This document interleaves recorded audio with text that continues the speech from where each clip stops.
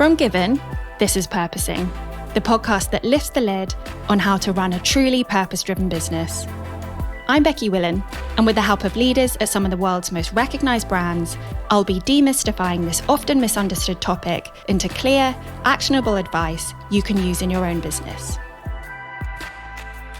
This week, I'm joined by Caryn-Ann Allen, Group Sustainability Director at Geopost. Caryn is currently leading the charge on decarbonising Europe's largest parcel delivery network and championing the power of collaboration to drive meaningful environmental impact. In this conversation, you'll hear how transport and logistics, one of the world's most carbon-intensive sectors, can become a driving force for climate action, how Geopost is cutting emissions across a complex, outsourced network by shifting supplier mindsets and behaviours, and the role of policy, infrastructure and governance in scaling cleaner delivery and why clarity and long-term vision matter. But before all that, let's explore Caryn's own journey and how her experiences helped shape her view of purpose as a driving force for positive change.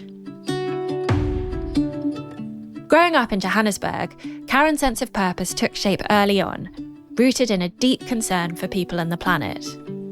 And I was always very involved when I was at school in different types of community projects and clubs. Like I was very involved in what we had in South Africa called the Interact clubs, and always very interested, or I cared a lot about social justice. That early awareness carried through to her studies in Europe, a double major in international relations and communications, specialising in development. Her sights were set on the charity and humanitarian sectors, until one internship opened her eyes to a new kind of impact. As part of my communications degree, I ended up doing an internship in a large food and beverage company in what was, back in the day, CSR and issues management. I was there for about a year and I started thinking, well, maybe there's another way to try and create impact, and perhaps by working within the corporate world, maybe some of the things that were important to me could also maybe be amplified. She went on to spend a decade at that same company, eventually moving into sustainability roles where she worked on water stewardship and helped shift how the business thought about its role in the wider system. What I found really interesting is working on how you can also support the change and manage that change in terms of what was expected of local teams, factory managers and things like that. You also need to not only be looking within the walls, but also understanding how you can collaborate and engage more outside of the factory. Today, Caryn leads on sustainability engagement at Geopost, helping the company stay on track towards its environmental goals and working across teams to embed sustainability at every level. So it's really about creating the right environment, I guess, where sustainability can prosper and we can move towards our goals.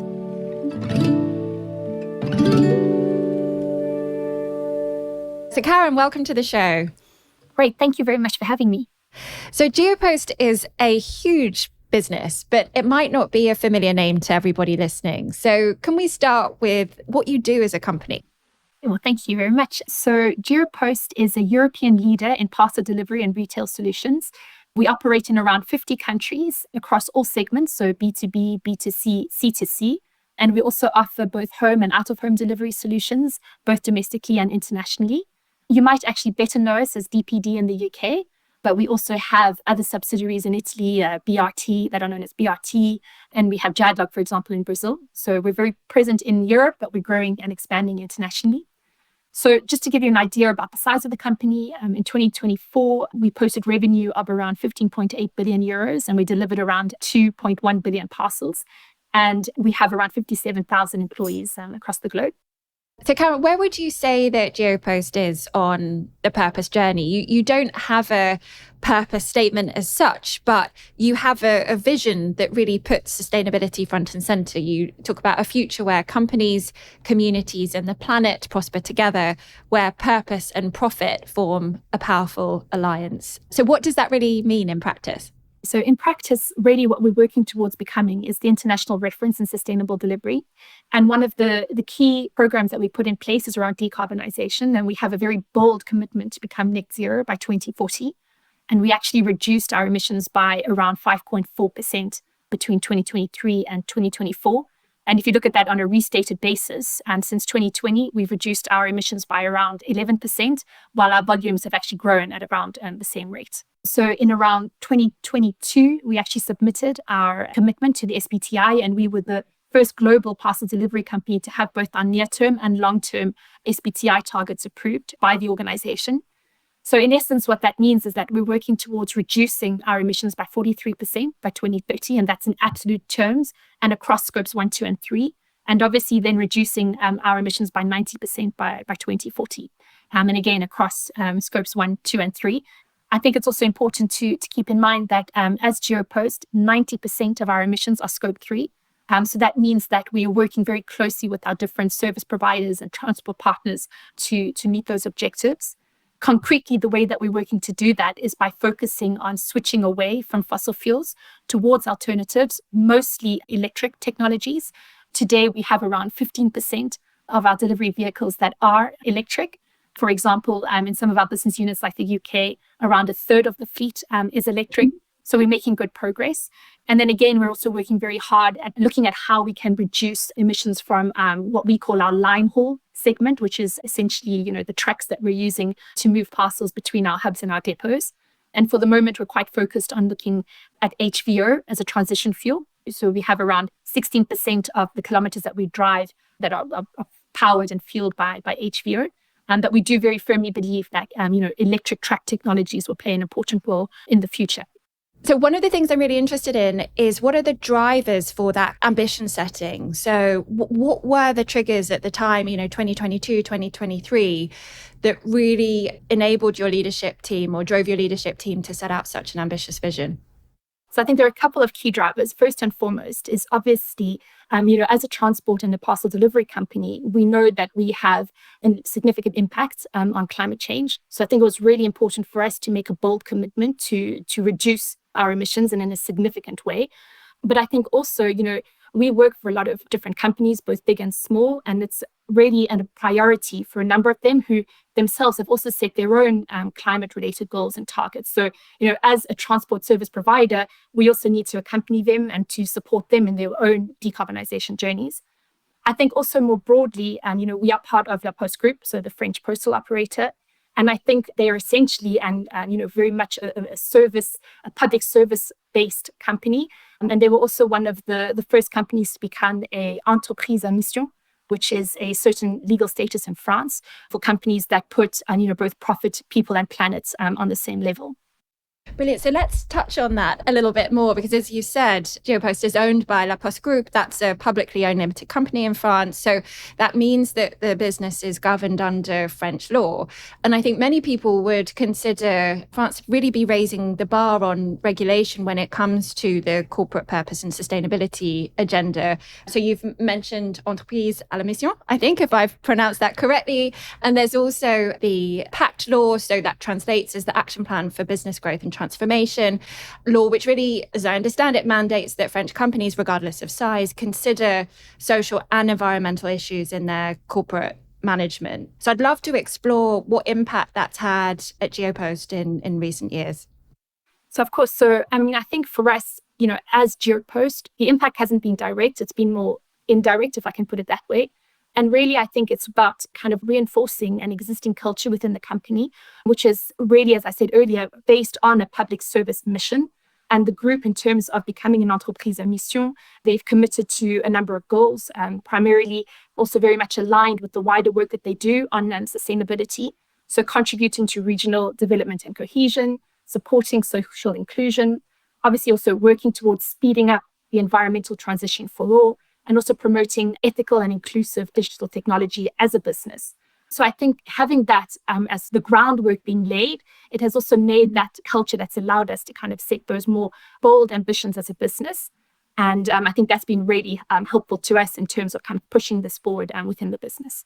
I think that's so interesting, isn't it? Because I think a lot of people would articulate regulation as being more of a stick that sort of pushes companies that are perhaps behind the curve. But I think what's also really interesting is to think about regulation actually as the carrot that gives motivation to companies who are already well on the journey, actually that extra sort of motivation to go even further. And I think that's a sort of a different way of thinking about regulation as it relates to sustainability that perhaps is just as useful but less talked about. And I would agree with that. I think also, if you were to take the CSRD, so again, as Geopost, we weren't directly subject to compliance with that law, but we contributed and we worked a lot with our colleagues in the Post to get that over the line earlier this year. And I think what we've really seen there is that it was an opportunity to also kind of, challenge some of the policies and practices that we had and, see where we could maybe doing more and better. And I think it really kind of contributes to helping to create a business that's more resilient in the long term by kind of asking the right questions as part of, the work that you do to comply with certain regulations and legislation. Yeah, definitely. And I think it would be great to share a couple of really tangible examples of how this kind of regulation has not just shifted the ambition, but actually led to decisions that make sustainability a bigger part of your core business strategy. One of the big benefits of having legislation and regulations on sustainability is that it helps sustainability teams to really put this topic on the desks of all, sort of group level teams. I think that's been really helpful. I think in terms of, obviously you have the compliance piece, but we also have voluntary targets and commitments that we've made as a business. So I spoke about net zero earlier. And I think the fact that we've made that net zero commitment has really helped and facilitated, the work that we do on decarbonisation. One thing to know about Geopost is that we're quite a decentralized company. So a lot of the decisions are actually made within our business units. And by having that sort of forward-looking target, it's really helped us to bring everyone together and kind of work towards a common goal. One of the outcomes of that has actually also been, to think about how we can then better manage the fact that we're sticking to that carbon reduction pathway.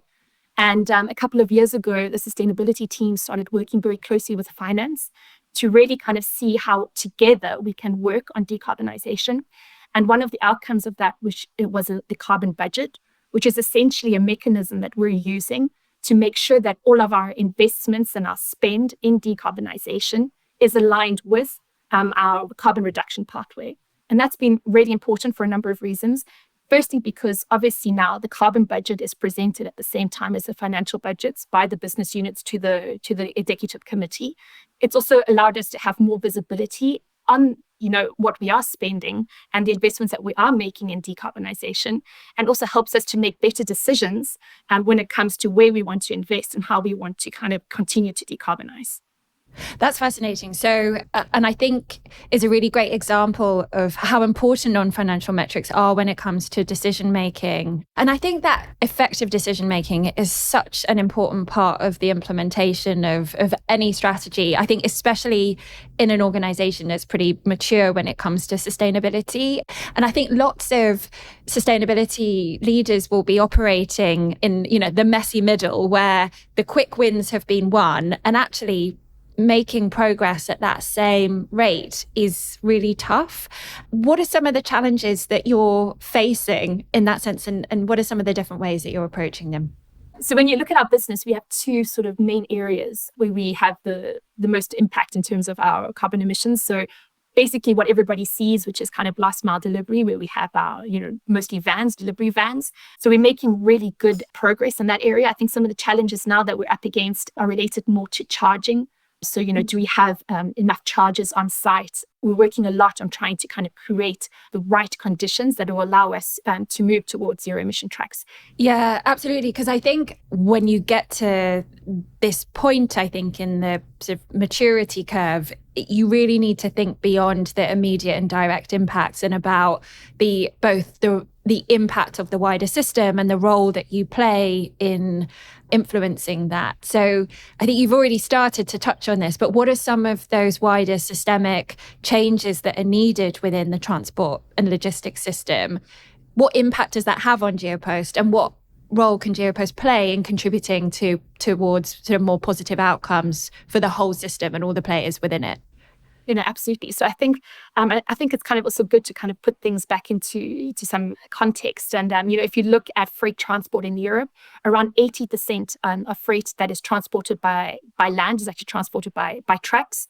And today, the transport and logistics sector represents around 11% of GHG emissions globally, and it's a sector that's very interconnected. There's thousands and thousands of companies and, large players, very small players that are working in this industry. So I think it's really about, how do we as Geopost, we're a fairly large player, how can we also create the demand for alternatives to diesel trucks, for example. And there's a number of ways that we're looking at doing that. So, for example, we were one of the founding members of Climate Group's EV100 Plus initiative. And there, what we're really looking to do is to kind of send the signal to OEMs, so vehicle manufacturers, but also policymakers, that there is a demand and a need for the ramping up and increasing the availability of zero emission trucks. But then at the same time, we're also working more broadly within this industry with other transport companies, but also shippers, so our customers, in terms of, understanding, how can we overcome some of the obstacles through pilot projects, working together on frameworks that are going to help kind of push and create those enabling conditions for the industry to move towards zero emission trucks. So some of the examples that I can share with you. So we were very active in Europe over the last couple of years, calling for the CO2 regulations on HVDs, which is essentially, asking vehicle manufacturers to provide a certain amount of zero emission trucks on the market by a certain date. Because we believe that, that will help to kind of, build the markets and make those trucks more available. Again, thinking more collectively how we can kind of overcome some of these challenges. So, Caryn, you've touched on this already, and just in terms of the role of policy and regulation and related to those structural systemic changes. What would you like to see more from governments in terms of creating those enabling conditions needed for more progress when it comes to sustainability in the sector? As a business, I think what we would really benefit from is certainty. And that when policies are decided and put in place, that we have some degree of visibility and certainty in the medium to long term. I think, obviously, Rome wasn't built in a day. Often investment decisions are made over time. And if we aren't able to, go back to, to our decision makers and say this is something that we're certain is going to still be in place, in 3-5 years' time, it just makes our job that little bit more difficult. So again, I would really say certainty, I think, and thinking in a very kind of joined up manner, in a systemic manner, because obviously, we've spoken a lot about the need to switch to electric trucks, for example. But then that also means that we need to make sure that, charging infrastructure and policies and legislations in place to make sure that that's happening. And, also with regards to, fuel regulations and, moving towards renewables, everything is really joined up. And I think, we need to have a very, very holistic and kind of joined up approach to the way that we're looking at building, the right policies to move the transition forward. And I think just then returning to the internal dynamics around sustainability, because those two aspects really have to go hand in hand, don't they? The enabling conditions in the system that you're part of, as well as the internal system of the organization. And I think sustainability, just like any other business or management idea, is only going to create value for an organization. It's only going to have an impact if it's implemented effectively. And I think in our experience, that requires both the hardwiring, more of the kind of the governance, the systems, the process side of things, but also soft wiring into mindsets, behaviors, the sort of that more informal way of doing things. And so I'm really curious about how you're approaching that wider piece at Geopost, and I guess what you think is working well and where you think there's still more work to do. Yeah, so I very much agree. I think, we're able to win the hearts and minds of our colleagues. It'll help us, just so much with, making the right decisions and moving sort of the transition that we're working towards forward. And so some of the work that we're doing, and it might seem quite basic, but it's also just awareness building and training. So we're doing the last 3 years now, we've really been putting a focus on training, especially around climate change and the causes and the consequences, and how we as a business can help to address some of those challenges. So I think to date, we've trained, just over 1,500 colleagues across Europe on climate. And we're also now working more on how we can also better engage kind of our colleagues in a sustainability discussion with us, because I think, obviously we know today that, people make decisions to join a company. They're looking for, purpose in their work and things like that. So, and people want to have their voice heard. So we've held a couple of sessions over the last couple of months around sort of like a lunch and learn type format, where we open a discussion around a particular topic, be it climate change, be it resource use. We try to get experts to come in, but also really leave some time for people to ask questions and to challenge us. I think that's really important.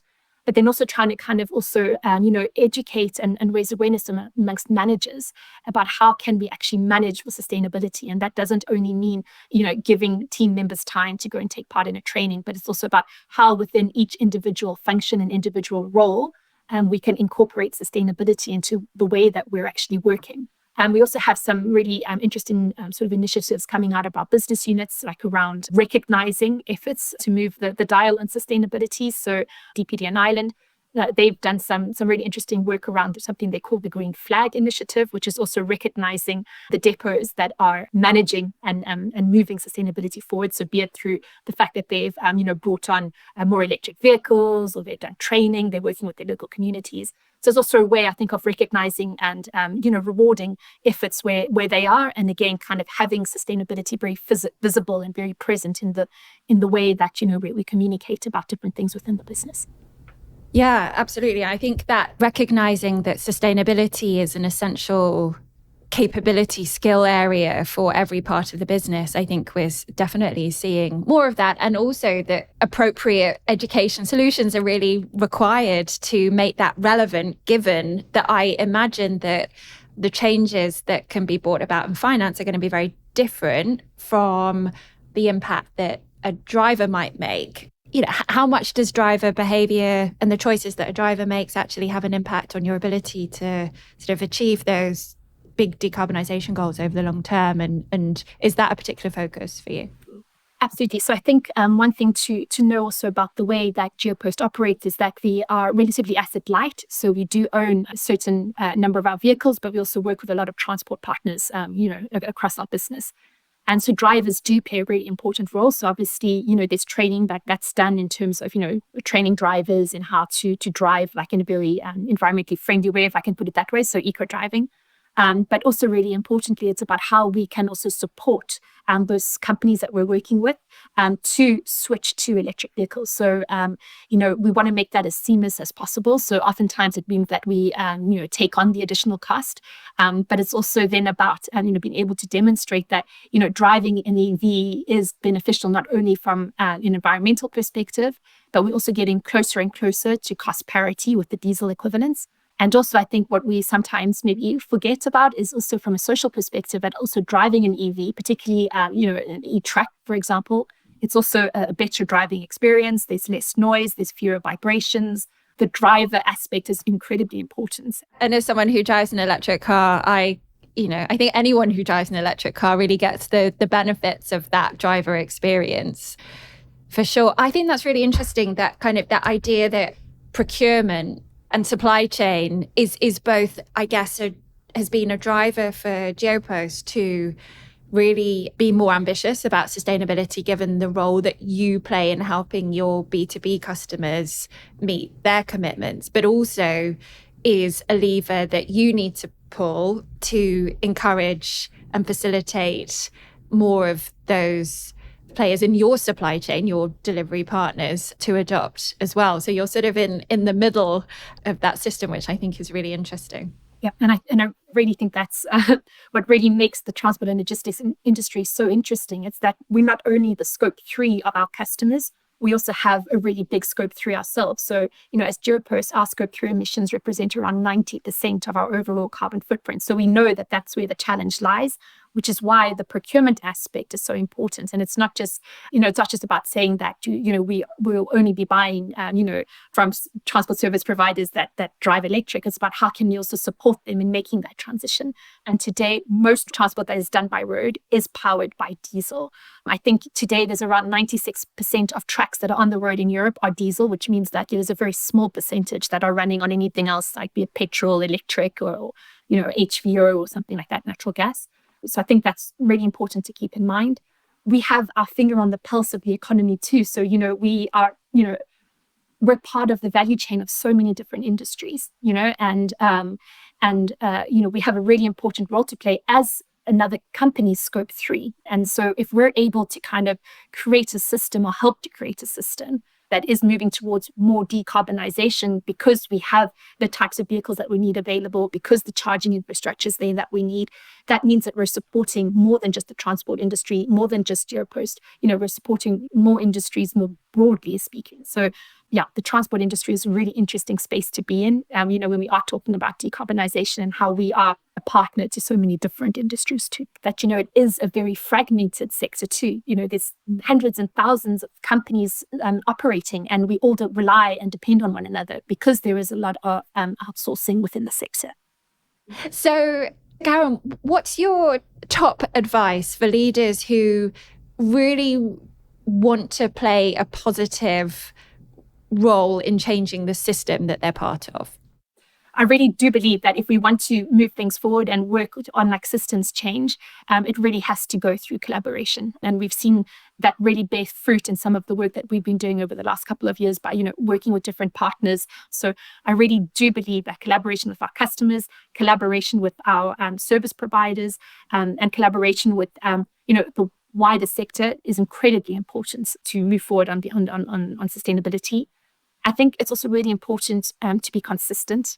I think, we need to set direction. In terms of Geopost, we've been very clear about net zero being kind of an important goal for us within the business.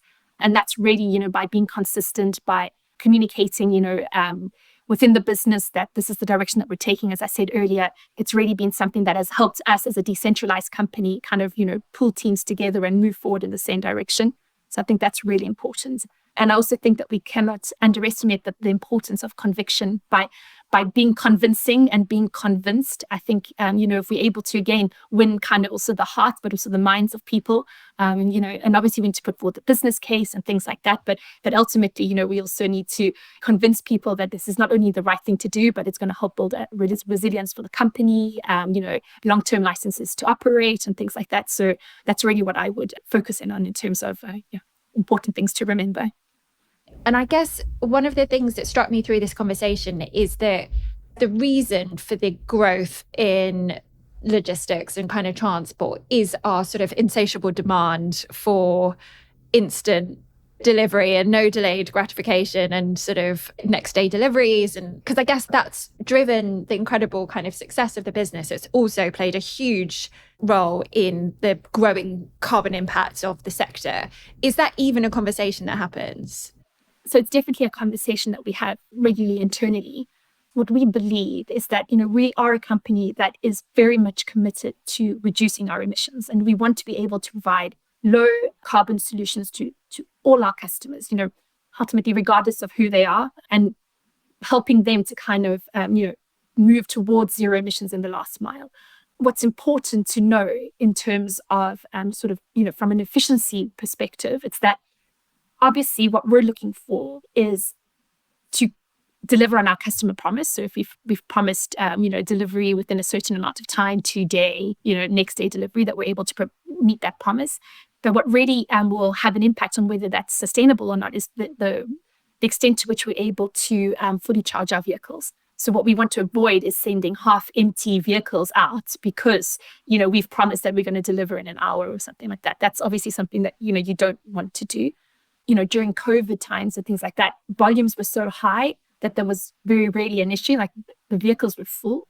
So it's a difficult one to answer because ultimately, again, we're providing service for demand that is being created elsewhere. What we want to focus on is making sure that we're able to at least do our part in reducing the impact of that demand. Absolutely. I think what you're saying is that the response is practical rather than philosophical. Yeah. And for me, it's really about, making sure that we're able to influence in as positive a way as we can that last mile and what we can control. And we know that we're firmly committed to reducing our emissions, and we want our customers obviously to benefit from that.